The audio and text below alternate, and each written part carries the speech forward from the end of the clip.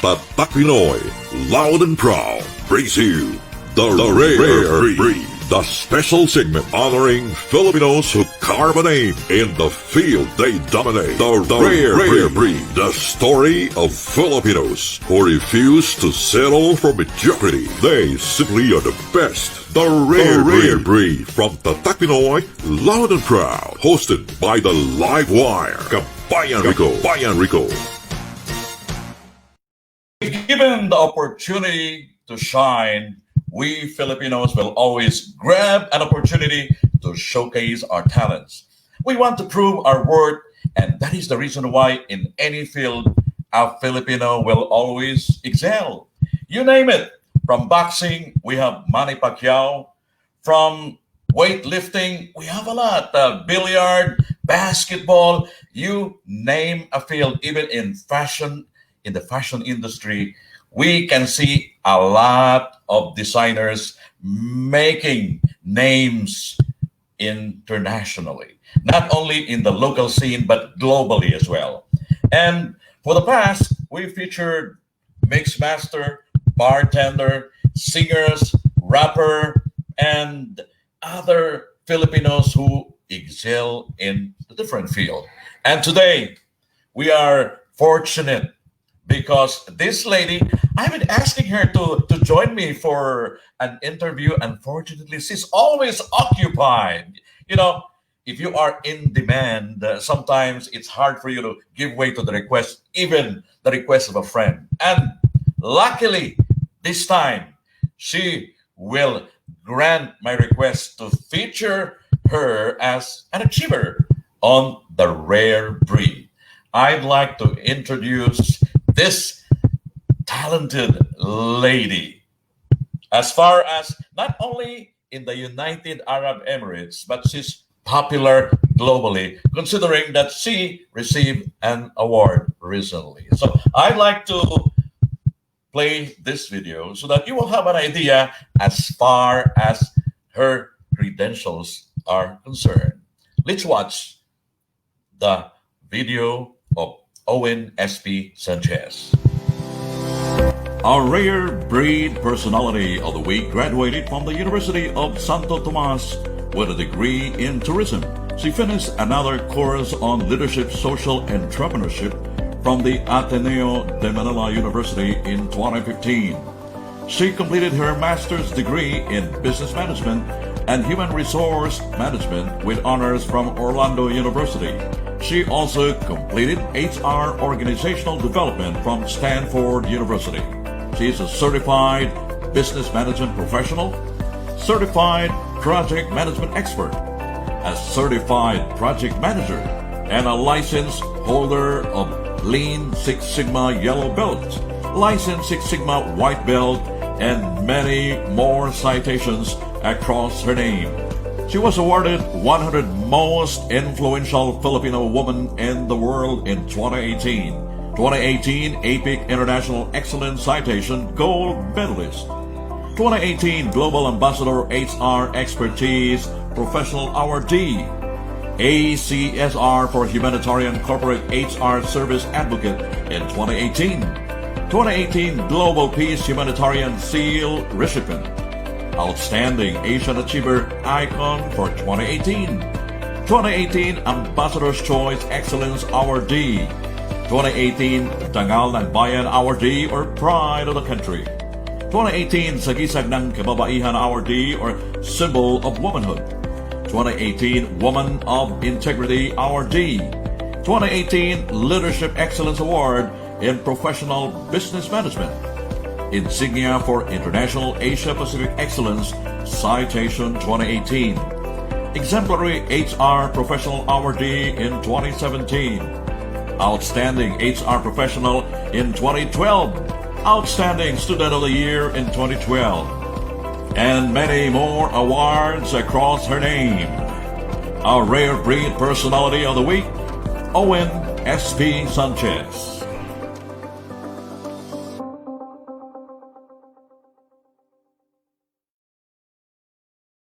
What can I say? She's really a rare breed in the real sense of the word. Joining me tonight, Miss Owen SP Sanchez. Good evening, Owen. Hi, good evening, everybody, for all the televiewers and to those people who are watching the live streaming right now. I would like to greet you a very good evening, a very good Sunday to everybody, and to all the people who's been watching from all over the world because I know that we are globally telecast. Thank you very much, Rico, for inviting me for tonight. It is my pleasure and my honor to be part of the show. Thanks a lot. Um, Owen, And I'd then, like to greet. We have friends who are watching us already. Emma Cinco from Alain and the expatpreneur Francis Errol Medina, and thank you. from Saudi Arabia, DJ Jovita Siron Osha is also watching. I've been asking you to appear on our rare breed, but since you were busy for the past few months, luckily today there's no Sorry. escaping. Okay, finally we have the opportunity to hear it from a successful woman. Um, Many people are asking, can you tell us as far as the background of a successful lady from Dubai? So I'd like to start asking you the basic questions that people would like to hear and know. When you arrived here in Dubai, Owen, many years ago as an OFW, did you ever visualize or imagine yourself reaching this point in your life where you carve a name? Seriously, it's not expected, and I just got into the country, and I've been as the same as the other people who were here, arriving here without any plans. The only thing that I would like to happen is for me to start working. When I arrived here, I already got the job. I didn't experience basically as the same as the other people um, who arrived here as a visit visa. So I have heard so many stories for the past year that I've been here, but when I have a different journey that I had tackled when I was starting in Dubai, and when I arrived, I already got the visa, and they have already given me the opportunity to work in a very big multinational company, and that's my first job was in J. Ray McDermott here, and that's in Jebel Ali. So I haven't had any idea that I'll be reaching this far, and I've been very blessed, and I've been thankful to above Almighty. He had done a great part in my life. Seriously, he's the only partner that I have, and all my aspirations has been, given me this opportunity. Was able to explore really a lot in the UAE, and I thank him so much for that. And that's the only thing. And I could say, it helps a lot for an individual if you have some kind of a goal in your life, regardless where you're gonna be going to. And as my past interview last week, I said that coming to Dubai is not a real plan. I have a different visions in my life, and then yeah, this knocks an opportunity that I really do not want to um, be out, and then that's the reason I'm still staying here, and it gives me really a lot of opportunity to work in a very huge multinational companies here. I can name that a little later, but to be honest, I do not have a real, plan for myself of or expectation. Basically, I do not have that expectation that I will be going as this far at this point. I'm impressed. We have a lot of viewers this early. Oh, Chris really? Thank you. Diamond, Hello, Chris. Rico Roscoe, Joe Gonzalez, Albert Lauriaga. Oh, Ben De La Thank you. Rosa is Thanks also very much. Thanks watching. very much. You know, I'm just curious, Owen, because you had a good job in the Philippines before you left the country. Yes. What triggered your decision to work as an OFW, and why Dubai and not other places? as mentioned, I mean, I haven't got any plans of coming over to Dubai, and this is not uh, planned when I was in college. So there was something very, um, something happened to my life, something happened that I really have to make a wise decision that I really have to leave. And I said, whatever opportunity we're gonna knock um, at that time, I was gonna grab it.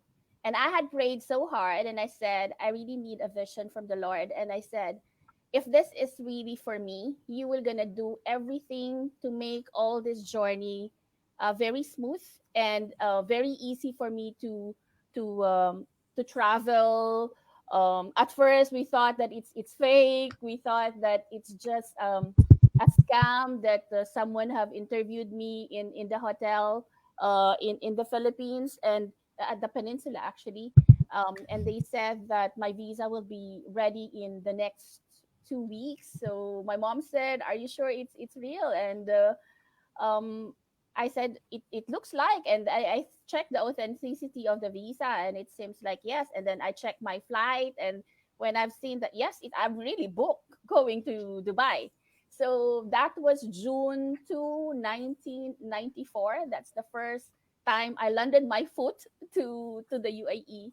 And it was a very, very hot summer at the time. But then of course, it's a lot of adjustment, but I managed to cope up with that. And it's the first time that I have to leave my family in the Philippines. So basically, when you got used to the luxury of life in Manila with all the helps at home and coming over here is not a very, very easy thing to do. And yeah, basically, I've got a lot of adjustment. Yes. Are you aware that your friend is watching tonight from San Francisco? Joyce Risa Gonzalez Moral is Hi watching. Joyce. Seriously, she's one of my good classmates when I was in college. Thanks Joyce for staying up, I know. And she's also my intern partner and we've been best of friends when we were college as well. And up to now we've been friends. I think it's in San Francisco. It's morning. It's at 9 o'clock in the morning in San Francisco. Um, what was the most challenging situation you experienced when you arrived here in Dubai as an OFW? It's pretty scary. Seriously. Yeah, I have got a lot of things that I felt it's not being safe for a woman like me. I had experience that some of the cars were gonna follow you when you walk at the street. So even that, I've been um, chased up by different Arabic men It's normal. followed You're not me. covering your No, face. no, it's not normal for me. And Who I do you I think? Who do you think will ignore your beauty? but it's scary. It's because I felt like it's a harassment, and they follow and knock on our apartment, and they followed me until the apartment. So that was the scariest part that I had experienced at that time. And good thing that I had the Tito Tony, if I remember it correctly, on that house. And I said, Tito Tony, somebody's trying to follow me, and he's actually at the door. Can you just open and you say that you are my brother, and then you tell him to go away and don't follow me anymore, and I'm married or something like that. But I was single at that time, so tell him that I'm married. I am not interested. That was the scariest actually.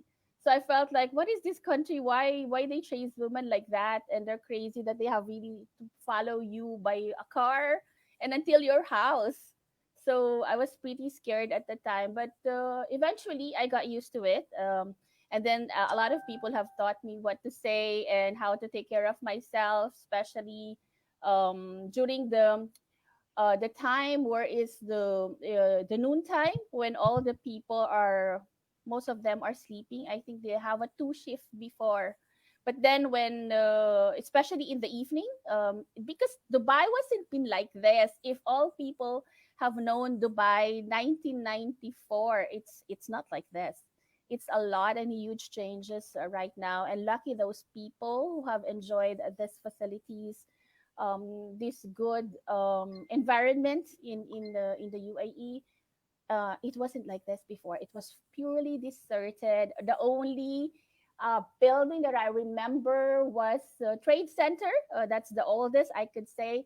One hotel in Sheikh Zayed Road was the Crown Plaza Hotel, and the only mall that we have was Al Ghurair and Burjuman Center. That's it. The old Burjuman, not the new Burjuman. So that's the only mall before. So you are a witness of the wise development. Yes. I like the comment of Chris Diamond. I called her Vivian Velez look alike who talks Oh like my Chris god. Aquino. Oh my god. Chris, you're still the same. Even in here, you are saying this with me. Actually, he started saying this during the interview last week with RPN. So he said you look like Vivian Bellis, but you act and your attitude like Chris Aquino. It's a working compliment in anyway. working in Dubai is not actually easy, considering that we are also working with other nationalities. It's normal Correct. to work in a multicultural environment. Now, That's right. I'd like to ask if have you ever experienced being a subject of an insecurity of a coworker?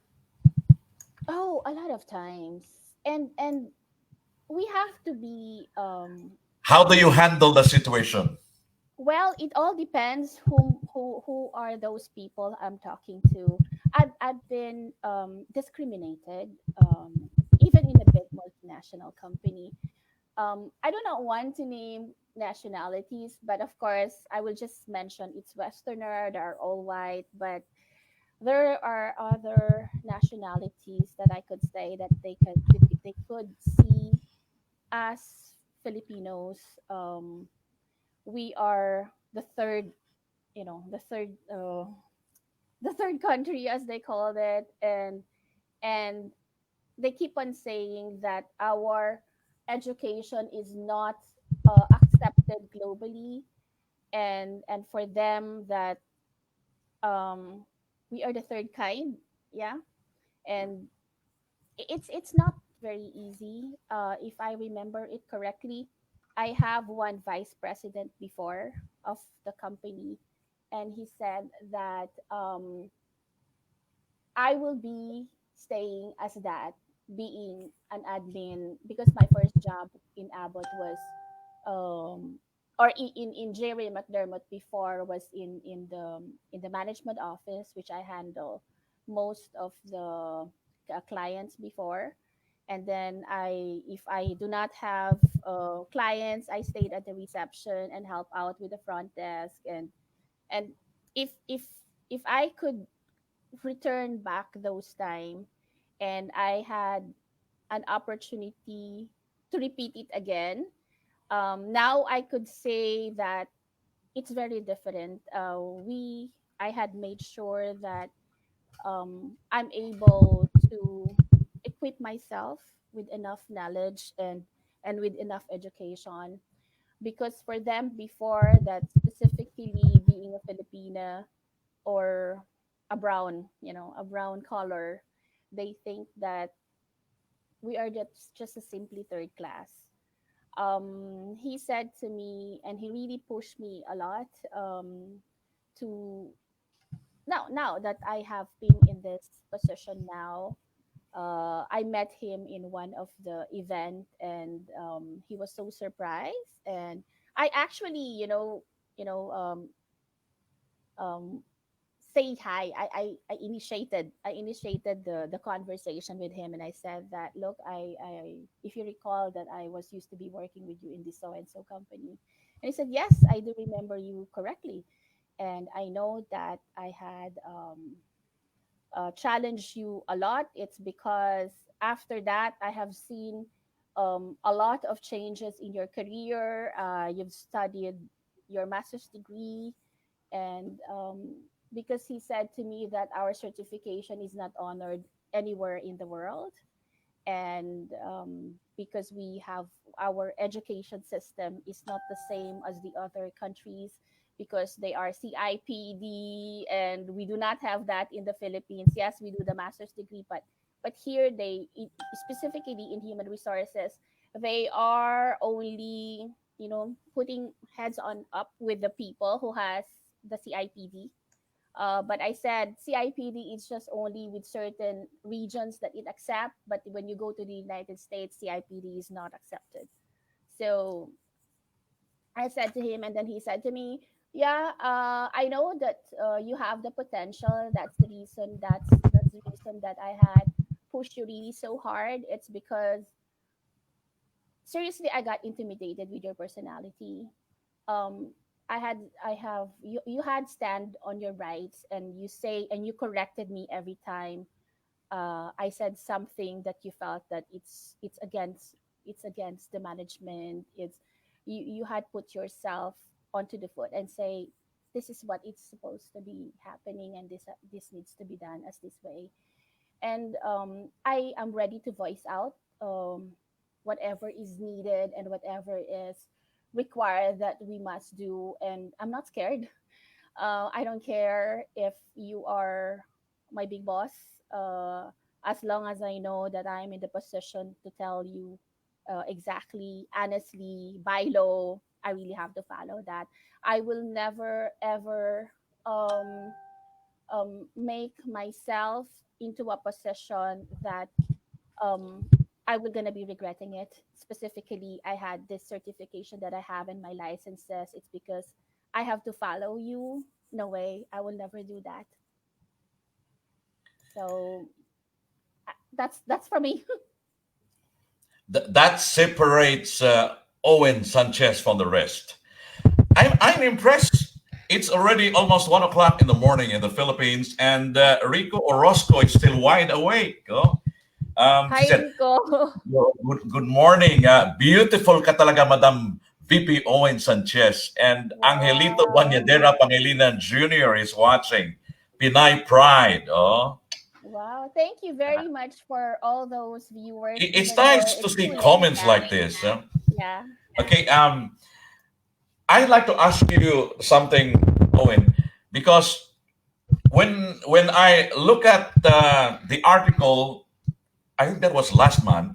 I noticed that you graduated with a degree in tourism, That's correct. and here in Dubai, you carve a name in the human resource field. That's correct. Can you share with us what triggered the career shift? Okay.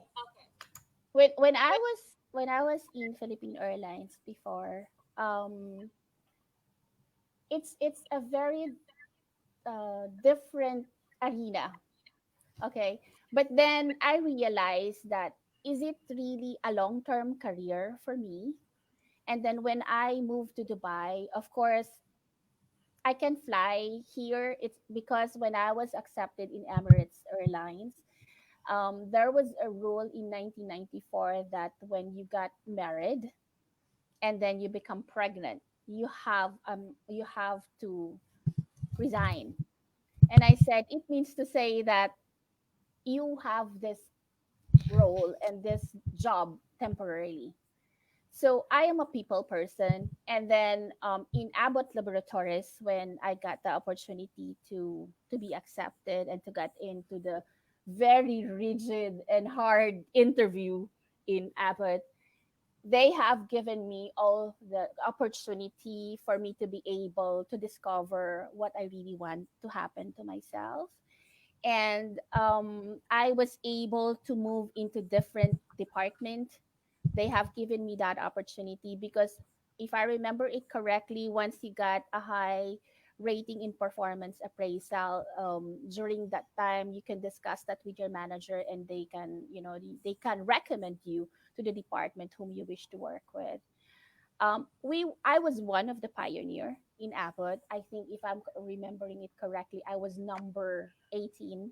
Yeah, number 18. So we were very few at that time in Abbott, and then we have to work almost everything, almost every job, and there's no such thing as this is your role. You have to stay only in this role, and you cannot move to different department. No, It wasn't been the case at the time. And this, I said to myself, I won't mind. I would like to explore really a lot of things to discover myself. What will gonna be my opportunity after, after coming from flights, after being a travel and tourism management student.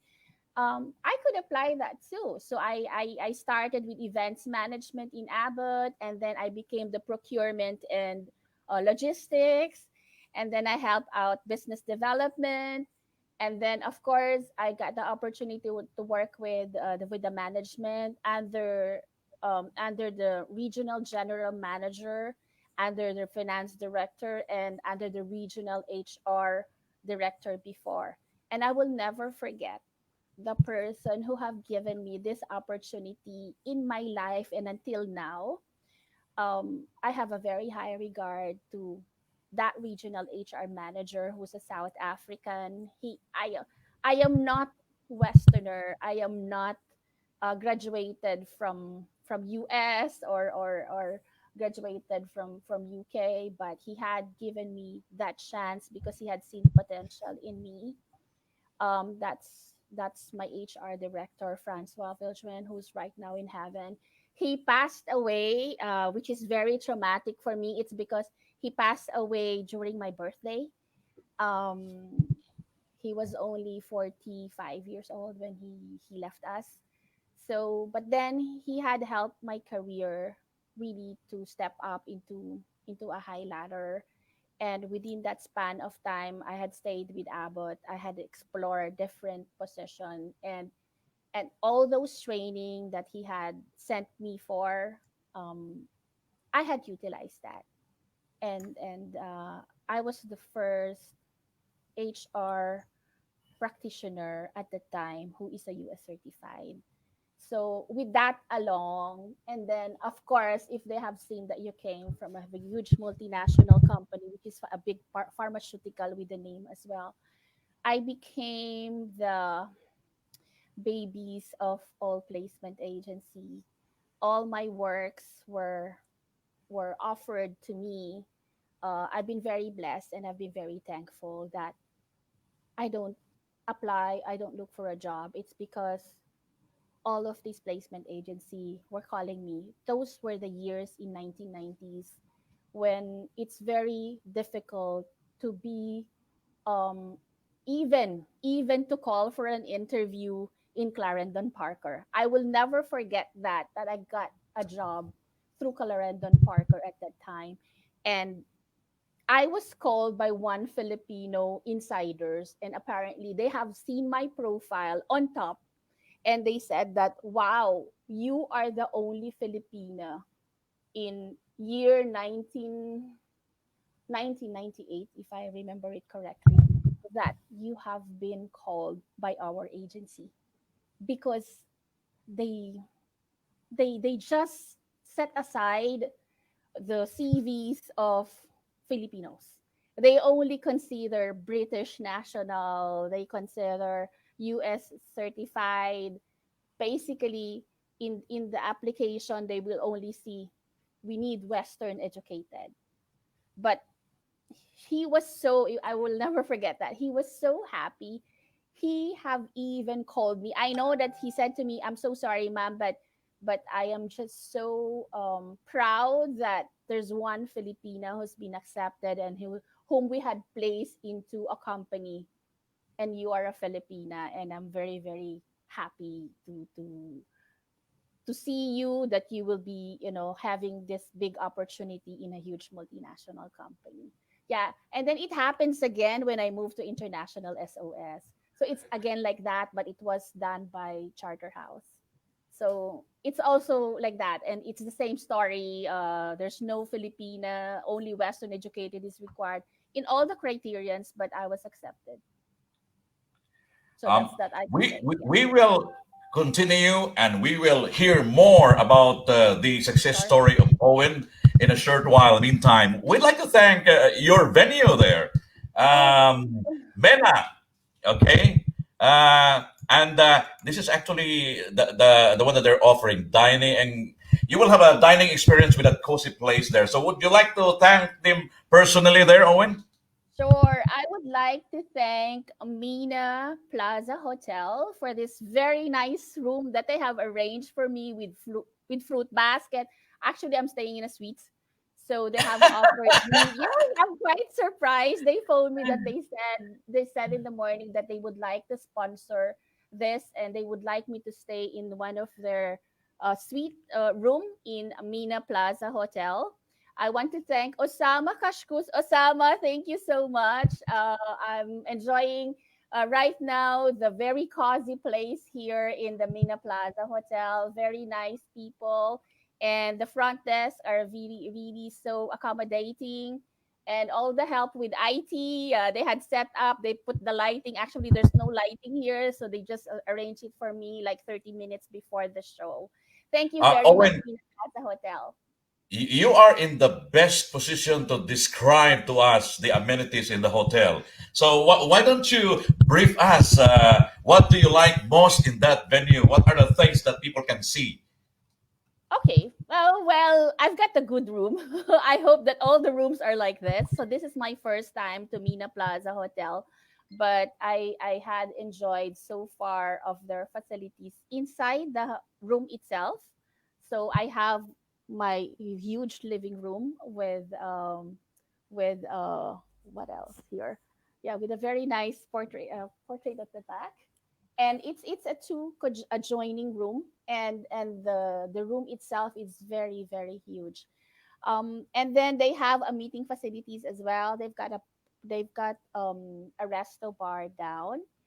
You can have your breakfast every day, and actually it's one of the amenities that they could extend to the guests here in the Mina Plaza Hotel.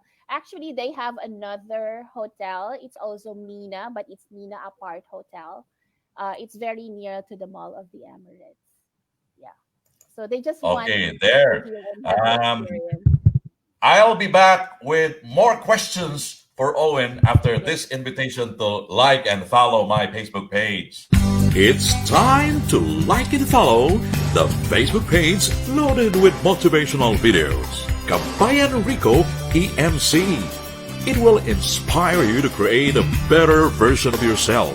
Videos that you can learn lessons, effective time management, how to have a strong immune system, how to set goals in life and achieve it, how to have a positive mindset, how to select your partners in life, 20 ways to make your husband fall in love with you more, how to achieve success in life, how to overcome homesickness, how to ace a job interview, mga sekreto ng mga OFWs na yumaman sa ibang bansa, ano ang pagkakaiba ng mga Pinoy sa ibang lahi, ang mapait na katotohanan sa buhay ng mga OFWs, bakit dumami na naman ang mga COVID cases, paano makaipon ang mga OFWs, hazard identification for safety practitioners, and many more videos for you to watch and learn coming at you every week. You will be notified every time we upload new videos. Simply like and follow Kabayan Rico EMC, giving you a little inspiration to break out from your comfort zone.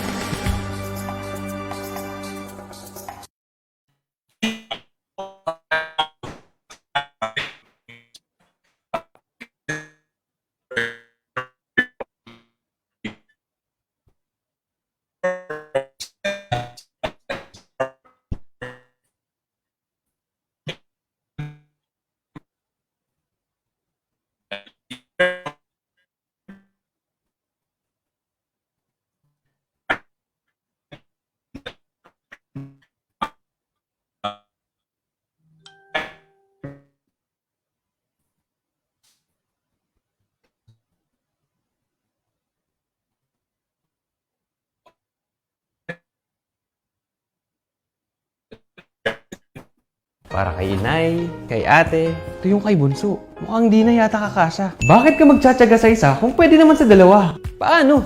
Doble ang pagmamahal ng LBC kaya hatid namin ang LBC Balikbayan Box Bundle. May dubling tipid at sulit na offer for any types of balikbayan bags bundles. Dahil mas masaya kapag Doble! Sa LBC Balikbayan Box Bundles, doble na ang savings, doble pang saya sa pagpapadala.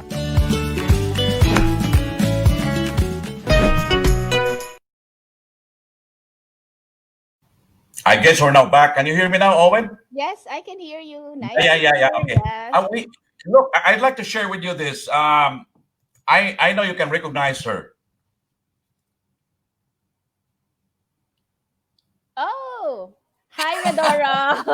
Rodora is in the Philippines. Actually, Rodora is one of my classmates in UST, Yes. University of So- Santo Tomas. Tourism 2, right? It's T2. Thank you, Dora. Okay. We have a lot of people watching us tonight, and Wow. Rico Orozco is still watching. You know, there's something in you that actually force him to stay awake, Owen. Okay.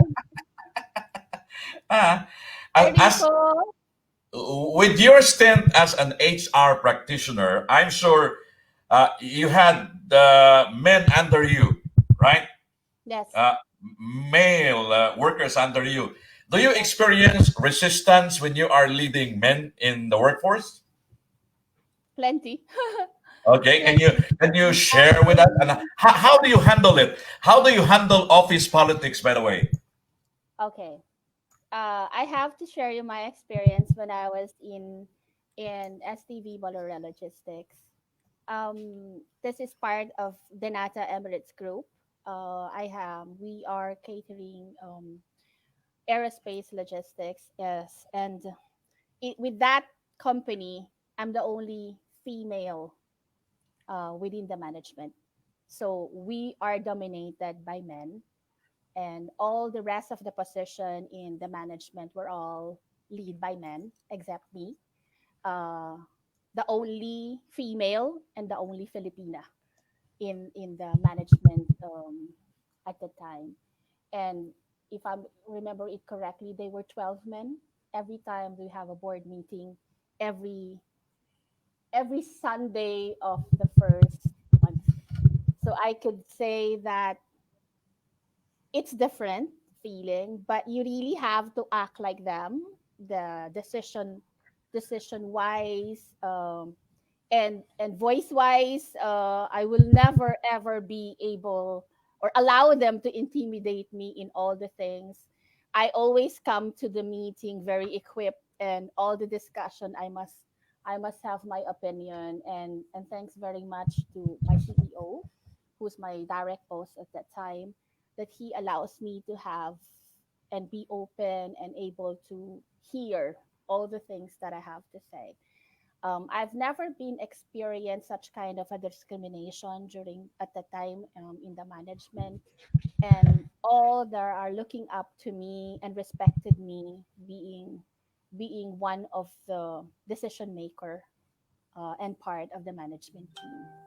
So I never had that kind of experience, but of course under me there were some men that has to follow my instruction, have to work with them. Actually, if I remember it correctly, in the past two stints that I have in international SOS, my personal assistant is a male. I had given an opportunity to a Nigerian HR master's degree.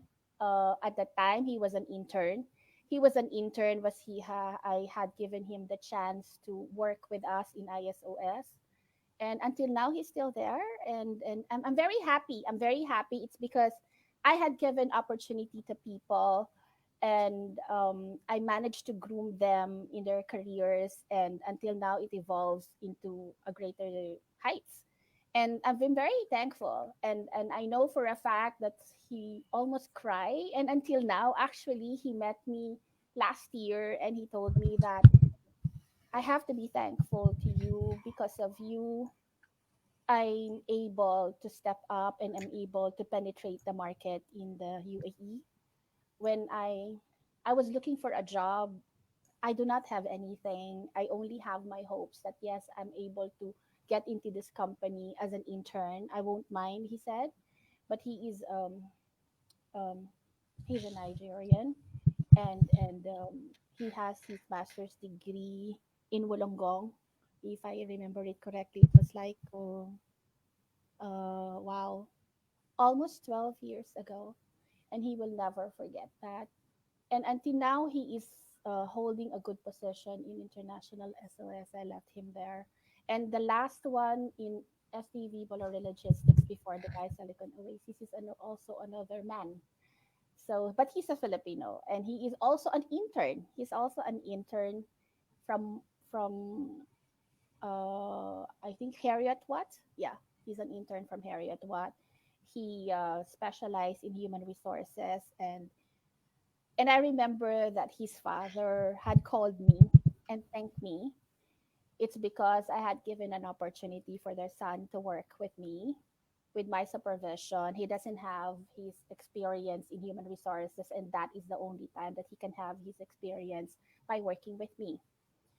And of course, as you know, that here in the UAE, when you reach the age of 20 and you graduated from college, your parents cannot sponsor you when you are if you are a male. So in that sense, this family had thanked me enough. It's because I was able to fight for his residency at the company, and I said, no, we have to sponsor him, even though he is an intern. So until now, he's there. He's still there. So I'm so glad that I have these people, these newbies, I could say. I'm able to give chance to interns specifically, because for me, who will gonna give a chance, or as you can always see from the advertisement here, we need a 2 years experience before you're able to penetrate a big company. But who will gonna give you, or who will gonna give them that opportunity, specifically interns, if you're not going to start giving them an opportunity to work with you? Yes, I know some of the other managers wouldn't like that. It's because first and foremost, half time you will be teaching them. But when you teach them and they do well, you're gonna benefit that in the end. That's for me. So I won't mind coaching people. I won't mind grooming the career of individuals as long as I can see them that they have the potential. I hire based on attitude. I don't hire based on the educational attainment. So if I have seen for that individual that he has this attitude of learning, he has the potential to grow. It's just that he's just waiting for the proper opportunity. Why not? Especially those people who have been here holding a visit visa, especially male. It's very unfortunate actually that all males here, it's very difficult for them to look for a job. The opportunity for male is less. It's because this is a male domineering country as well, that you can see a lot of Arab male are in the position. So it's quite tough for the male to look for a job. But for me, I don't see them as that. For me, I would like to give opportunity, or equal opportunity, to all. So it doesn't matter if you're a woman or a male, a woman or a man. For me, as long as you can do the job, irregardless that um there is some kind that design only for female or design only for male, but at times you will be surprised that vice versa they can do otherwise, you see. So it's just like a good up I mean it's just like an opportunity for them to be able to learn the skills that they really need, and for us managers to give that for them, and able to to groom them, to educate them, to give them the proper training and skills, they can do well. You carve a name in the Filipino community, and not only in the Filipino community, but other circle as Social, well. yeah. What accomplishments are you most proud of? That's kind of hard because most With of the so many accomplishments, accomplishments, you need to yeah, select.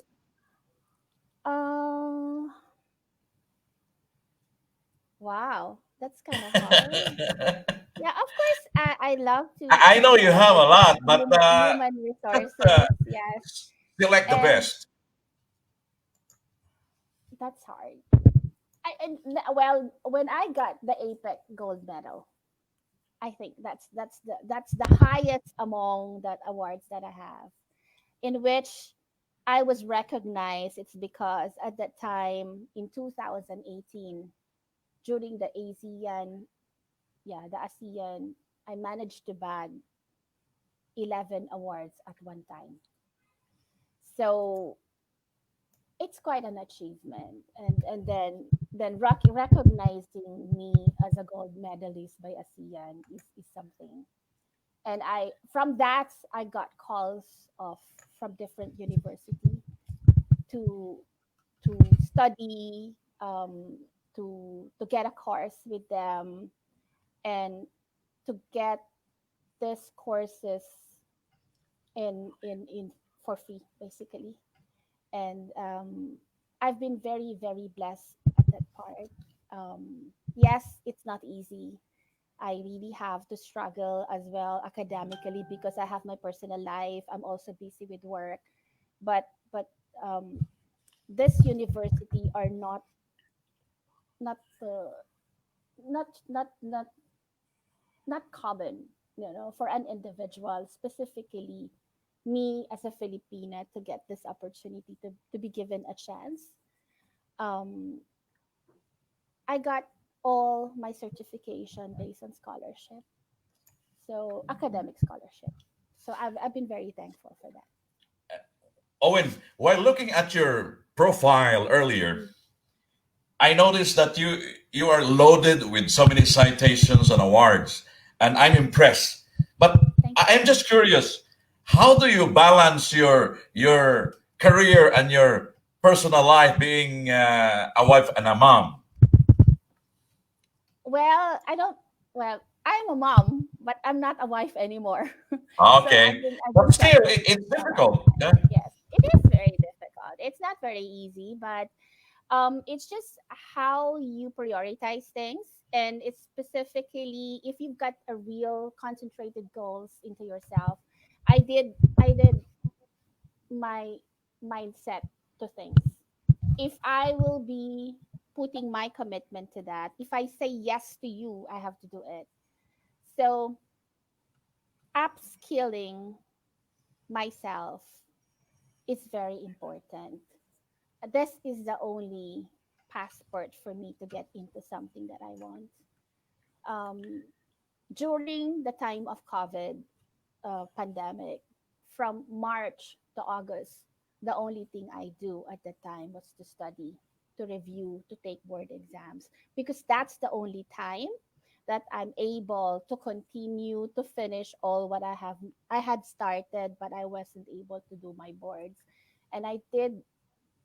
I have to pat myself as well and say, yes, you did it right at the time. That's the only thing that we individual must be doing those times that we are at home.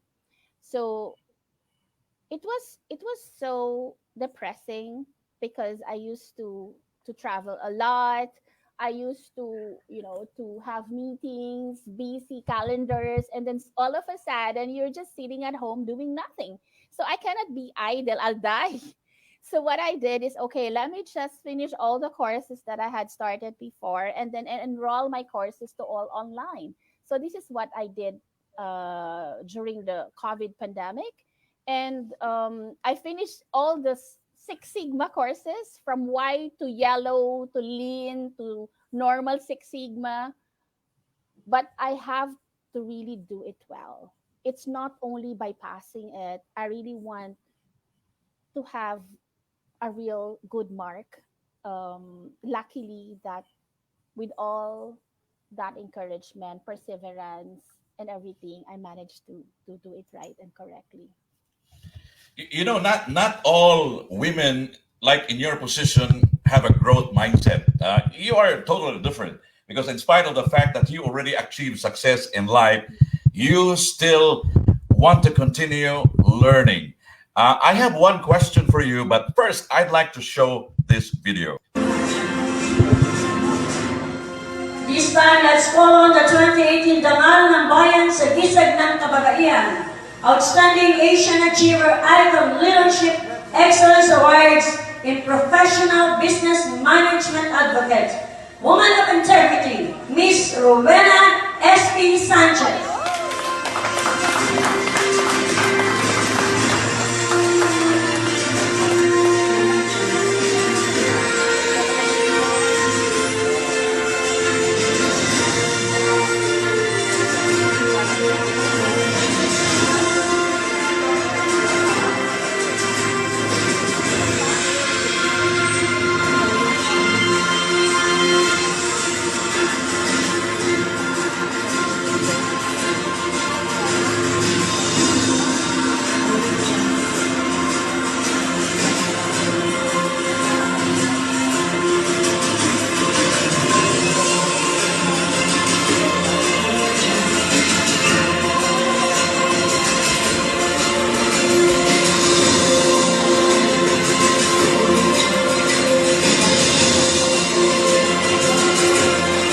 Congratulations, ma'am.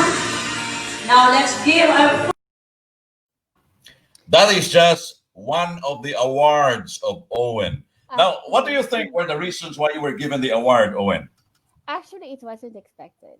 I had already like 4 awards before that call, and we were about to go home, and I said, I think this is over. It's already. I got like 4 or 5 sash already, and then suddenly they said, no, no, no, there were some more, and I said, what was that? And that's it. When they called me there, I was too surprised because I haven't expected that. Specifically when they say dangal ng kabutihan, that's something. So that's overwhelming for me, and it wasn't expected, seriously. So I was like stunned and like, what's that for? So that's why I got the huge icon, if I remember it correctly, the black sash plus the big trophy at that time. So no, I didn't expect that. So I was really surprised, and I'm out of words to say anything at that moment. And everybody was flashing all the cameras, and I said, "What's this?" Yeah, I've been very thankful. You are really an epitome of a successful Filipina achiever. And I'm sure many girls, many women are saying, Owen, how to be you? Right? So, what No. advice can you give to other Filipinas who would like to achieve more and get a more prominent role in the respective organization? Seriously, I mean, in the UAE, I there are plenty of other Filipinas as well who are also curving their names in the industry, specifically in human resources and also in the other industry. There are too many good Filipino and Filipinas here. Um, it's not difficult, it's not difficult because you have a set goals into yourself. And the only thing that I could tell them is they have to pursue what they really like. They have to be strong in the things that they have to plan for themselves. They have to remove the fear in their heart that I am mm, less type of, in terms of fear. I want the female to remove that from them, because yes, we are not as stronger as the men are, but intelligently, we are more set into our goals. If we like to do something, we are more focused. We are more determined to do and complete things in this task to be handled. And I can say that there are too many opportunities for females, specifically in this country. I could say that my career had flourished here, really that enormous. And I thank very much for the opportunity that most of the companies that I've worked with, and specifically Dubai Airport Free Zone Authority, who's my home since 1998. Until now, I moved to Dubai Silicon Oasis, which is a sister company of Dubai Airport Free Zone. And then now, with the recent assignment that I have, Dubai Airport Free Zone had moved me to Dubai World Central Authority. So this is now the new assignment. So there will be other opportunity for female like me, and I'm sure of that. It's just that when it knocks, when one opportunity knocks, do not ignore it. Go for it. Do not say that, oh, maybe I won't be able to do it. Oh, maybe I cannot be as you, and even my kids, they are always saying to me, Mom, you're different. I mean, do not compare us to you. I mean, we are a different, and even them, they are so intimidated of what I have. And I told my kids, just do whatever you can. Actually, my eldest is also um, smartly, smartly created, but he has his different views in life. So he said, I would like myself to be recognized, not because you are there. And I'm so proud of him saying that to me, because I am a human resources practitioner, but I'm very glad that he got his job not because of me. He got his job because his own potential. So this is my son, and he told me, I won't ever ask any referral from you. I would like to create my own brand and not to be under the shadow of you. So this is my son. Yes, So I think exactly. I Why think blend when you can stand out, right? yes, that's true. You're a survivor in a male-dominated world. When you shared earlier, what advice can you give to women entering a male-dominated profession? Well, okay. You know what I normally do? I always make sure that before the meeting, I should be prepared. I should be prepared of the topic. I should be prepared of my knowledge. I should stand out onto my principle. That's the best thing. I will never ever allow myself to to be, sorry for the term, yeah, to be puppet by men. So for me, I have my own views, and I will say what I have to say without buts, without um any anything that I could say that this is not supposed to be said because your boss is there, or I have to choose my words. It's because it's not pleasing to the eye, to the ears for them, or no, I am not like that. So I have to say exactly what I have to say.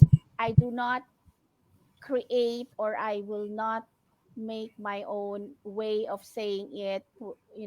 Yes, there's some politeness in that, but it has to be said. It has to be said. So that's me. And if you are equipped with all the knowledge that you have, specifically your role, and me being human resources, like for example, they are gonna challenge you like anything. What if in case this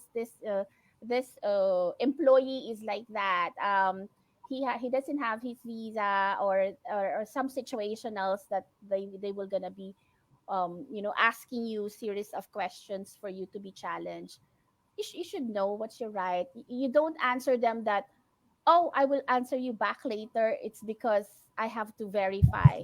So when you're there, you have, with all the knowledge and everything before you face a meeting. So this is how I normally adjust myself and say, okay, I have to be that ready. It's very difficult to face them, and then they were all talking all at the same time, and they will blast you with different questions. And and and and luckily that I'm not only an HR practitioner, so I also have my finance planning and analysis background. So in terms of P&L, they said the profit and loss, I can relate, I can understand. So no one can say that she doesn't know that. She knows only HR. So no, no, I'm not like that. So I studied all the financials of the company, so that when the discussion is there, I have to be prepared in answering, even and contribute something if they ask me something on things about finance and business. You've been in the corporate world for so many years. I'm sure you observe several female leaders fail to make it big. What do you think are the common mistakes of women when it comes to leading an organization? Actually, yes, I have seen them because they have their priorities, and most probably these women, they have taken the priority of their family. Okay, sometimes we are really divided in which one you have to cope first. Is it the problem of the company or the problem of the family? So they were caught in between. They're torn between two things for themselves, which I could relate onto some things if I remember it vividly. You have some kind of a decision that you have to do. Are you going to travel, or are you be with your son? It's because there's some special occasion. But at times, it happens. It happens that you have to prioritize the work than the family. It happens to me several times because I hold a very huge responsibility in the management level. And my children, I've been very thankful for them because they understand. They managed to be independent since my youngest himself, he's been so independent from the age of 12. I traveled so many places. I come back. Sometimes I have a travel in a month, and I only come back for if you calculate that in the whole month, perhaps it's less than a week. So the 3 weeks itself for that entire month, I'm out of the country. But they manage to have their own. They can cook, they can iron, they can wash their clothes. So something like that. But then there were other women that they have to prioritize their family, and I respected that. And I admire them for that because they're able to give the priority to their family more than the job. It's not something for them for me to consider that they fail. No, it's just a matter of choice. Every single person have their choices, and their choices like that. They choose to be a good household, you know, giver to their family. Myself, probably my choice is to be as like this, to dedicate myself to any company that I work. So it's a matter of choice in every individual. So I respect that. As a human resource practitioner, you are also involved into training people, right? That's right. And you also observe different personalities of people in the workforce. Mm. What do you think are the characteristic that every leader should have in order to succeed when it comes to leadership? Okay. Well, a leader is not only to give instruction. A leader must have the eyes, the ears to their team, because being with them and understanding them and listening to them, you yourself being a leader will learn from them too. From that, I mean, I am not that type. You know, I already reached this position, but yet I still mingle with my staff. And whoever my staff who's watching right now, they can relate to this from different companies, and they always remember me being like that because I will never snoop around and say to them that, excuse me, I'm your manager or I'm your boss. I don't have that kind of attitude at work. I am the only, if I remember it correctly, I was scolded by my French CEO because he said to me, why do you have to change the policy in meetings, in management? Because I was the only one who who opened up the open door policy, or the employees can come and see me at any time. They do not have to prepare, or they do not have to book an appointment just to see me. I am not like that. Then I am the only manager, if I remember it correctly, that eats with them at the pantry. Yes, there's some kind of still some kind of a barrier, or some kind of um, the barrier that separates us, me being as that. So I don't, I do not have to be open really as that to the individuals, but yet I mingle with them. I arrange, events for them. I myself will be the one leading that. And being a leader is not always that they have to follow you. A leader also can follow what is good for the organization. And sometimes a lot of ideas are also coming from your team. And this individual also explores like you. So I have to listen to them. And then anyways that these are all of the projects that we have to do are with all the contributions, we have to learn from each other. So for me, leader is really in a name. Yes, managing the team, managing the group, that's the leadership. But it doesn't mean that they have to follow me as always. So I know how to listen to my group. How do you extract good ideas from your organization? Extract good ideas from my organization. Okay.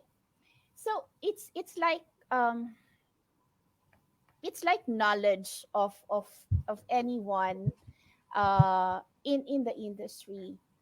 I never limit myself to the learnings that I have from different, different education that I have.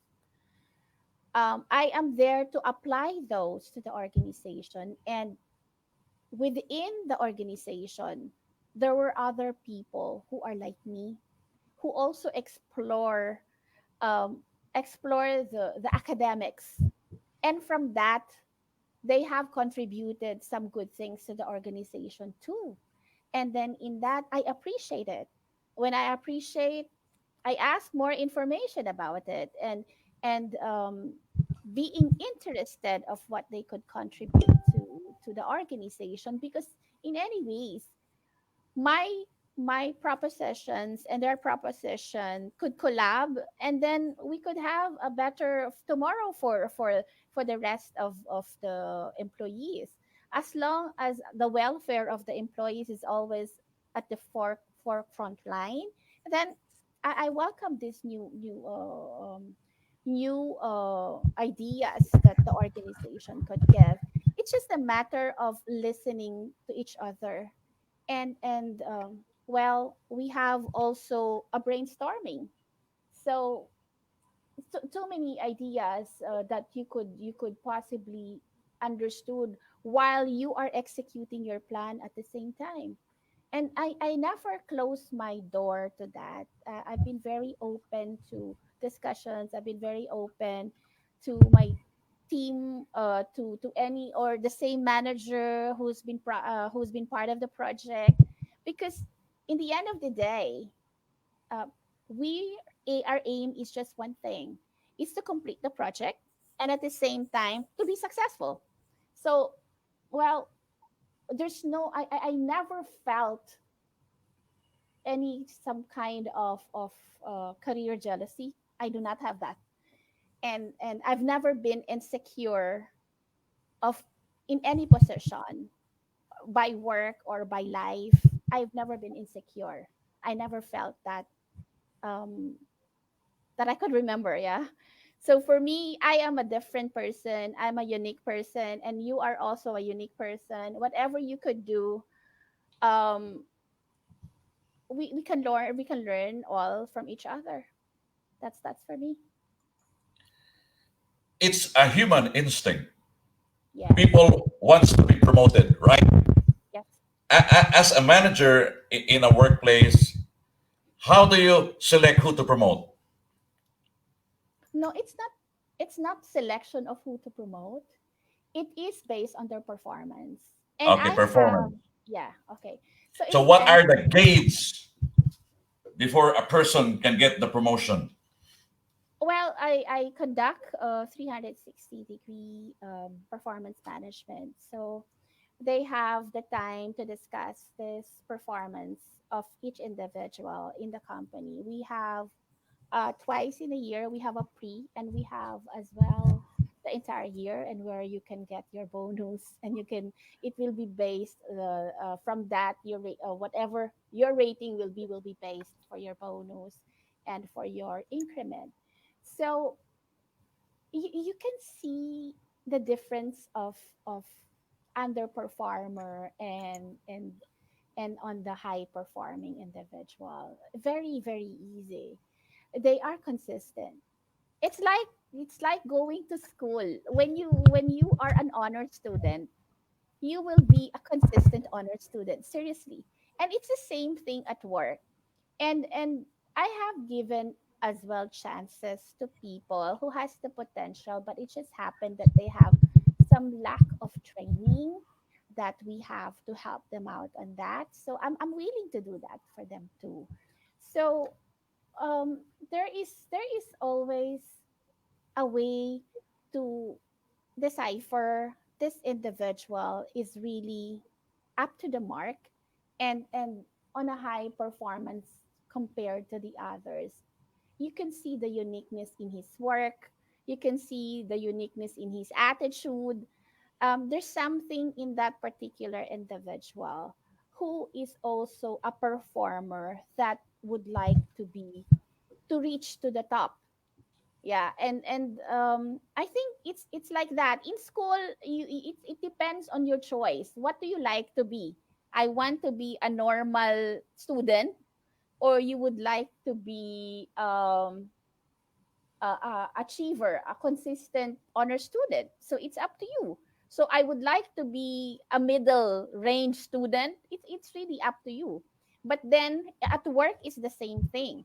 But I had noticed that most of the employees who's been an achiever when they were in college really excel well as well during work, during their time in their career. I can see that they have their their goals in life.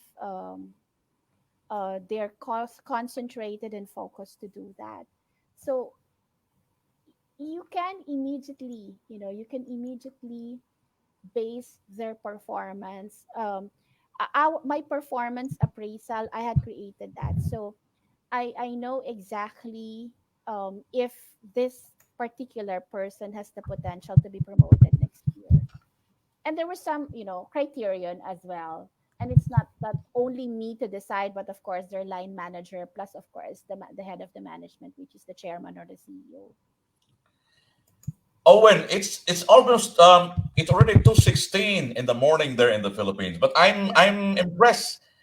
Anne Lazaro is still wide awake, and in fact, she said shared to 10 groups. And by the way, is a winner Wow. of my book, The 12 That's Habits nice. of Highly Successful OFWs, and she's always joining us every time we go live. Thank you. I'd like to show this for those who are watching. This slide. Wow. See your credentials and your citation. On a scale of 1 to 10, how satisfied are you with what you achieved now? Over satisfied. Seriously, That's good. over That's good. satisfied. Yeah, yeah.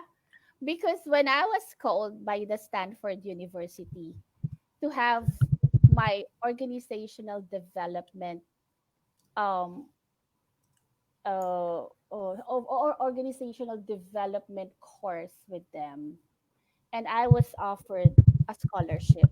That's really something.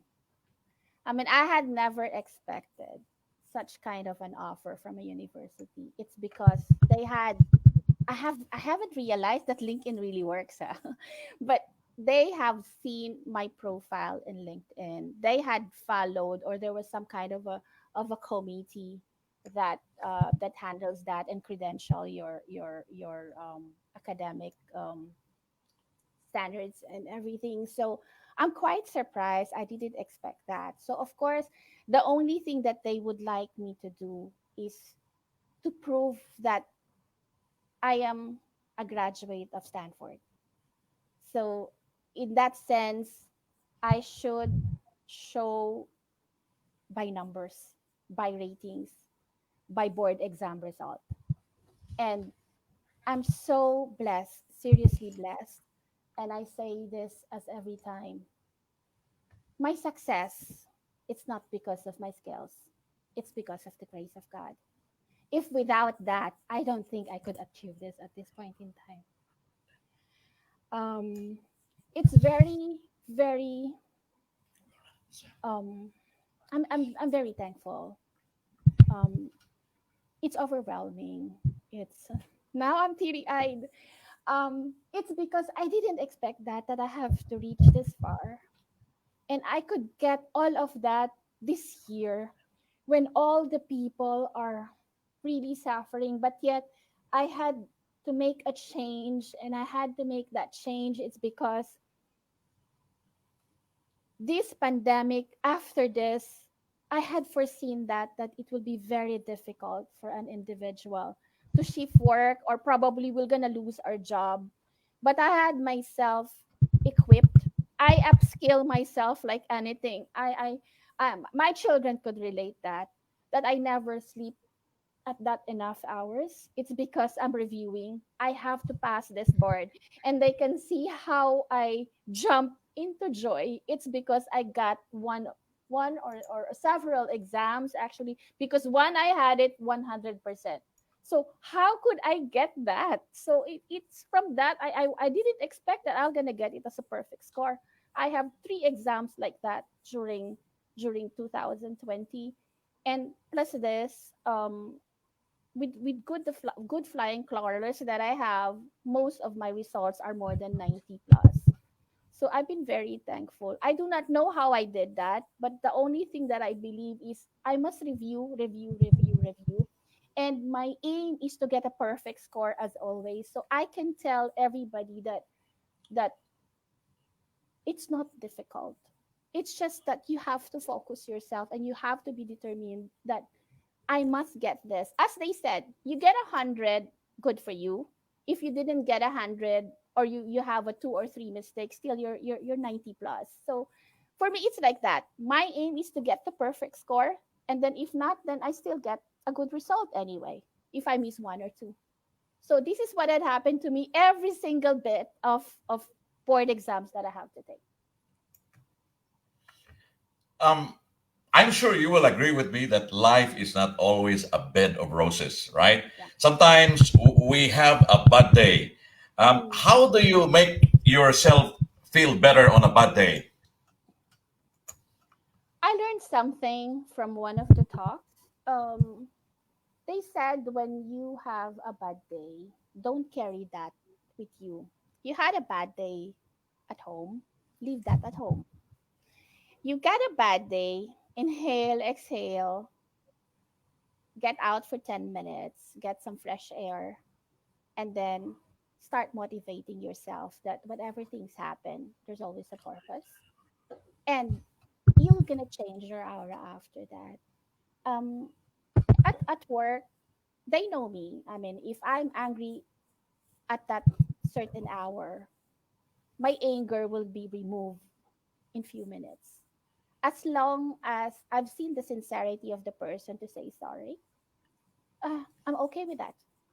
Um, I'm not the type of individual that I have to drag that until the end of the day. Mind you, you'll become ugly after that, and you're gonna grow old quickly. So that's the only thing that I could tell people is anger. You have to manage that, and I've done my anger management seminar before. So good thing that I don't have that, but I'm hearing all the reviews and all the teachings from those people who's been very expert. So I'm very very happy that yeah, I think I'm doing the right thing. So I've never had any grudges or any bad feeling to any individual, to any staff. I I never condemn a mistake of an individual. I never condemn people for doing that mistake. I condemn the particular attitude if they perform that. That's the only thing that I do not like. Sometimes some of the staff will be very defensive, and I think it's human nature that most of the people, when you've been scolded by someone, you became very defensive, and you can easily see the character of that individual, that they cannot accept any mistakes in their life, and it's very difficult for them to accept that. Then you really have to pacify them and handle this kind of instances. And that's how I got to learn that I should not be. I mean, I have seen that to people, so I should be the one who will be able to have them realize that having such kind of an attitude will not go and lead them to a um, good good life, or good good good wow, good ways of them to improve themselves is mistakes. It's very very difficult. I understand that to accept, the acceptance is quite tough for an individual, specifically those achievers.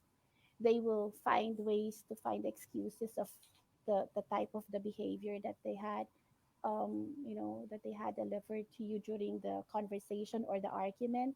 But yet, I think we have to simply um, focus on the things that we could do best after that mistake. This is what we have to do.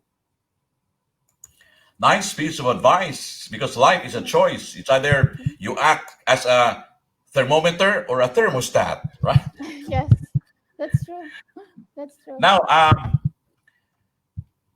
know that in the kind of field that you are now focusing, there are a lot of challenges, Mm, especially, you know, they said different folks, different strokes. But yes. how you normally handle cultural differences, especially in a Ser- corporate world? Seriously, this role that I have from Dubai Silicon Oasis opened my horizon to different kind of people. Not only because I wasn't been exclusive for 3 years.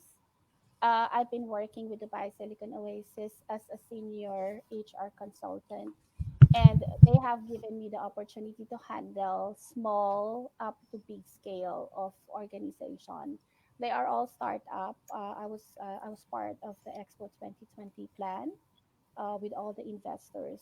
So um, seriously, from this work, I'm able to understand that um, there's a different treatment and ways you have, how to handle different different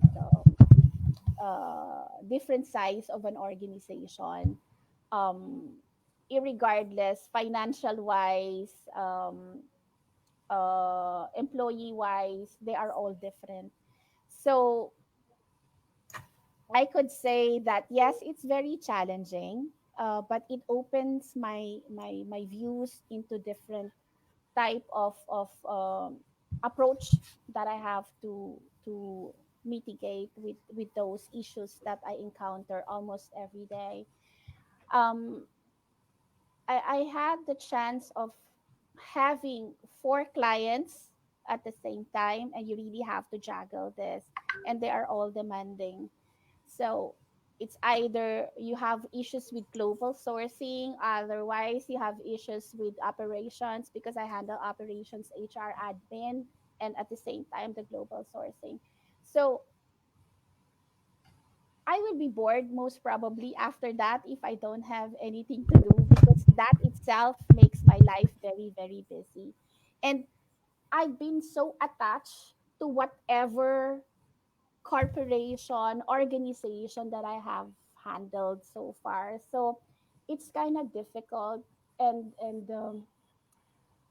um different size of corporation is not at all incomparable to the other, because there were some kind of, or at the same time different industries are all different as well. So um heads, it's another thing, the head of the organization is also different. It's just the way probably that you have to to um, to set yourself and prepare yourself, and be professional, I could say, because it's not very easy to deal with these people, especially different nationalities. They have a different mindset, they have a different background, um, and and all of that, the bottom line is always they are the shareholders, they handle the funds of the company, and they own the company. So um, it's either nothing to please everybody, it's very impossible. So you have to handle them the way how you could handle them professionally. And it's it's kind of tough to say that, and I don't want to mention names, that different nationalities have different attitudes, seriously, because the breeding, the upbringing, the the challenges that they face in the country as well, they're all different. They're all businessmen, yes, because they delve into business, but it's more challenging for you to handle the organization if it's like that, specifically if they don't have policies and procedures. So that's one thing that it's a bit problematic for an organization to start, is without a real backbone. So, or there's no headquarters that you have to rely on when you are doing some policies and procedures. So that's the thing.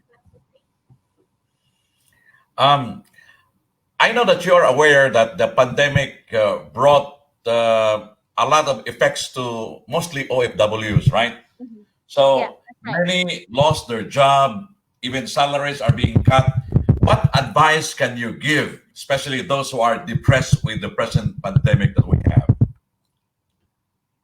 Okay, seriously, I've noticed right now that the economy, or the the job uh, potentials or opportunities started to open up.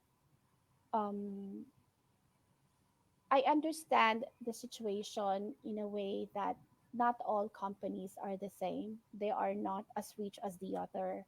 There are there are others who have been closed down even, but there's always a hope in everything. Um, it's just that you have to persevere, and find some alternative solution at this point in time. Of course, money is the important thing here in the UAE, because we are not a cheap country. We have a very high cost of living, and be creative. Yeah, I'm sure we Filipinos are very resilient, and we could have some kind of an option for us to do until we got the solid income that we could bank into our bank accounts. But then I can tell you that I had experienced that the job market started to open up. And for me, my aim, my goal right now is to hire as much as I could in the clients that I have to hire Filipinos. That's my priority. And I have done that for the past 3 months now. And I will still pursue and continue to help those individuals who lost their job. I have several openings, to be honest. I think I've done so much for the past 3 months, almost 100 positions that I had filled in, given a chance to different nationalities as well. There's some kind of requirements too that I really have to complete. But again, I have several positions, which is high positions, in the next coming month. And from this, I realized that I had started to talk to different um, placement agency, and they're pretty much doing well compared to the last 6 months that we have during COVID. There's always a hope. Whatever we are experiencing right now, it's just temporary. There's always a light at the end of the tunnel, as they said, and I believe on this. I was so surprised. Even myself, I had experienced the same thing. Last quarter of last year, even us in the authority doesn't have a client. I had stayed for like one client, which is not very demanding. It's not required even, for me to be there every day. So it's very quiet. And until this COVID attacks us, and even us, I had to lay off, um, I think almost 250, if I remember it correctly, in February before the the height of the COVID. It impacted my quality and assurance and training. Um, they impacted a lot in that area. So as you know, when the company starts reducing staff, they will reduce, and they remove all the trainings and quality assurance as part, because they, for them, this is just um, not a main requirement of the organization. So I felt very bad for these people, but yet I managed to put them to a different company, help them to prepare their CVs, and then lead them to the proper placement agencies at the same time.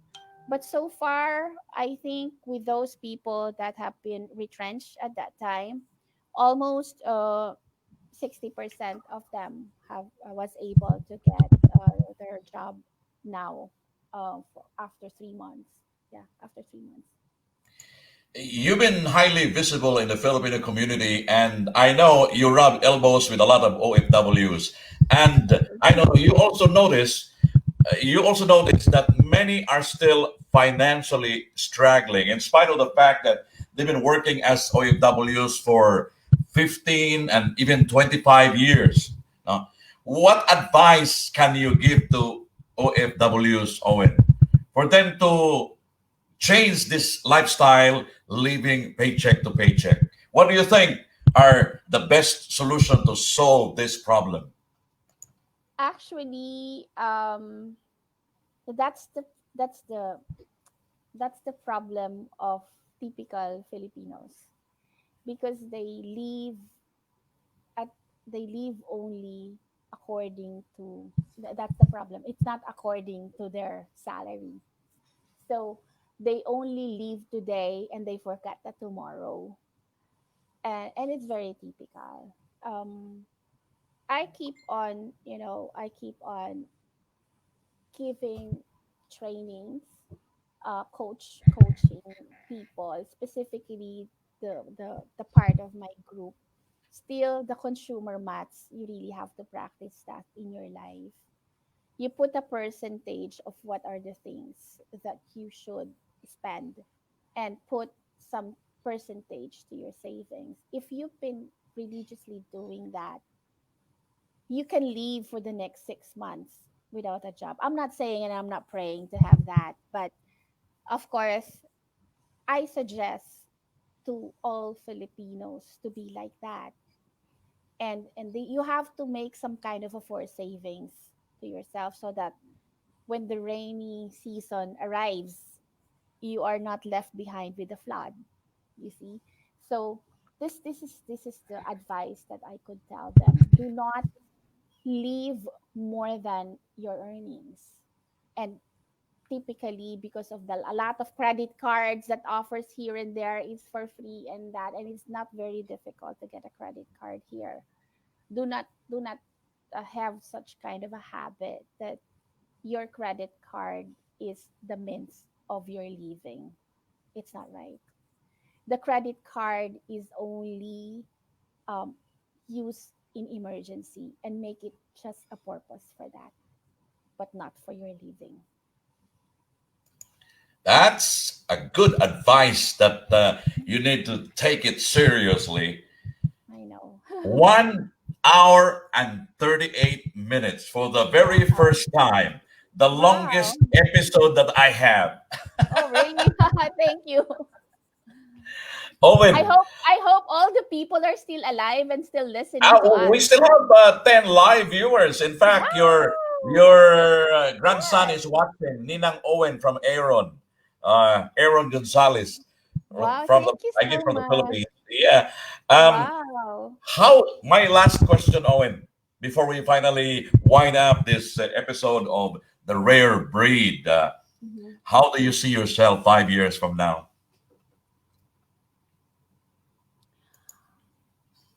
Well, still working, I suppose, because my aim to stay in the country is another 10 years. I've got a new visa.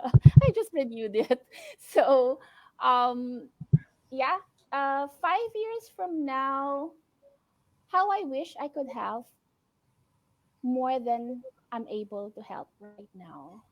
It's not anymore for the aim of professional title. I think I had reached already that top.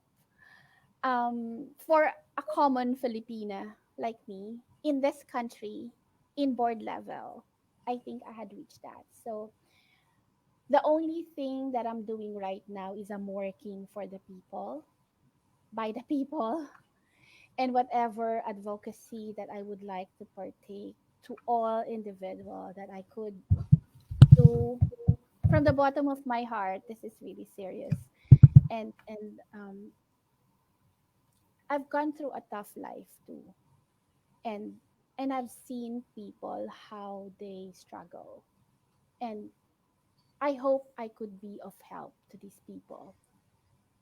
Whoever you are, whatever you do, whatever title you have, whatever position you have in in the world, or in it's not an easy way out, specifically this COVID. And I felt so bad that if I'm able to help, and why can't I? And there were some other individuals that whom have the capacity to help, but they prefer not to. So I felt very bad on that, because I had seen them. They have the potential to help people, but they just simply they're trying to reserve it for themselves, because most probably they do not want to uh, to partake whatever they have. But right now, the only way for us to get out of this pandemic is each one of us has to make their own contribution to help out each other. And there's no more political arena here. Let's stop that. So we have to have a common goal, to reach out to people who are not capable to rise up, because it's either they are swamped, it's because they really don't have money, they really do not have work to to um, to um, to be able to sustain their life here. The bayanihan is the one that we have to inculcate to each and everyone. I think we should be helping out people. Not even, I mean, we don't require a big amount. It's just that how you will be able to, as they said, do not give, as they said, um, do not feed the fish. You have to find them the means to be fed. So me, my work, and I know that God had given me this capacity to have the authority to provide work to individual. I hope I can still continue doing that. And it's simply my advocacy to help each individual. In 5 years, I hope I had enough individual that I have able to um lifted up uh from their difficulty. It's very hard to say that I will be going for my retirement because I'm still young. And my youngest son will gonna go for college as well. So of course here, when you send your children to school, you really have to work harder because it's not cheap. It's not cheap to put your children to a very good school here. So I had sacrifice for the last 6 years. I had my eldest son who graduated from um, London Business School, which is Harriet Watt. So I think education for our children is still the best gift that we could have. So for me, that 5 years, and my youngest will gonna have his university next year. So that's 4 years. So I have only 1 year left for me to decide what am I going to do. But I know I'll be very, very honest. I'll be staying here and I'll be helping people. Do you see yourself in 5 years' time finding your knight in shining armor? Change the question, please. Change the question, please. There were too many applicants. That's the problem. So, a, or a I long thought, you know, a long list of applicants. I know, but I do not have. I mean, the priority is not for that now. No. Okay, that's good to hear. Um, Owen, thank you so much for being Oh, part my of the a pleasure. record breaking episode running for 1 hour and 45 minutes for the very first time. Wow, we have to stay back for 15 more minutes so that we can complete the 2 hours. Eh, thank you, and Yes, it's thank you a very much pleasure for the talking to you. time. Yeah, thank you very much for the time. Thank you very much for the viewers. Thank you very much for my followers. I'm so glad. I didn't expect that they are all up in Manila to stay this late just to listen to this live stream. Thank you so much They can still for share so all. that more people will be inspired, right? Yeah, yeah. Thanks, Uh, thanks a lot. Thank We you, should Owen. have blast this earlier so that we have too many viewers. Yeah, no, they will review it because we will Oh share yeah, this. oh yeah, Okay, yeah. please, because there were some other people who's asking me how are we going to watch it in replay, and for that. Actually, I have to, can I use this opportunity? I would like to thank a lot of people who had viewed my last interview at RPN. Yes, We with really, Danny. yeah, with Danny Dahay and Agnes Ali, and that reached four four 4,000 views in Okay. just less than 5 days. So I thank you all for watching, and I hope I'm able to inspire those people who've watched it. I'm so glad as well that it's not only Filipinos who watch that. There were several nationalities as well who did watch, and the reason that they came to know that I'll be having another interview with you they requested that can we do it in English, purely in English, because they are all watching. So Of course, said, they will. They will Yeah. watch again. Yes, I hope so Yeah. too. Thank you very Owen, much, thank Nico, you. for the You are for the really, time. yes, you are really a rare breed in the real sense of the word. And we are proud to have you with us here tonight. Thank you. And Thanks we a are lot, looking and have a forward good to, evening. yeah, exactly. And I will feature you in another segment, sharing Wow. insights to other OFWs as well. Thank Wow, you. thanks a And lot. Thanks a lot. good night, Owen. Yan. There you have it, folks. We just featured to you another Filipina achiever here at our rare breed. And please share this live segment so that other Filipinos would be inspired with what we were discussing earlier. And don't forget, every time we go out, let's make it a habit to always wear our face mask because it's not really safe outside. And always bear in mind, observe social distancing as well. Do you want to be protected? There's only one power. Trust God. Let's pray on a daily basis for us to stay alive. Keep safe always. It's time to like and follow the Facebook page loaded with motivational videos. Kabayan Rico EMC. It will inspire you to create a better version of yourself.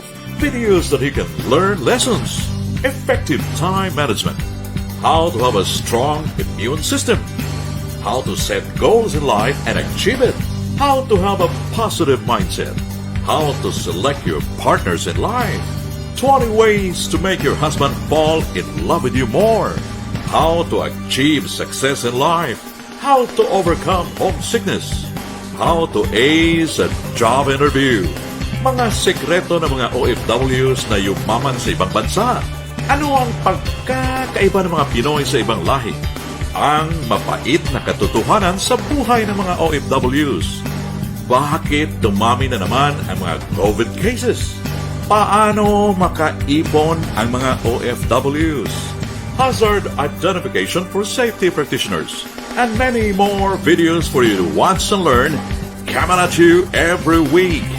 You will be notified every time we upload new videos. Simply like and follow Kabayan Rico EMC, giving you a little inspiration to break out from your comfort zone.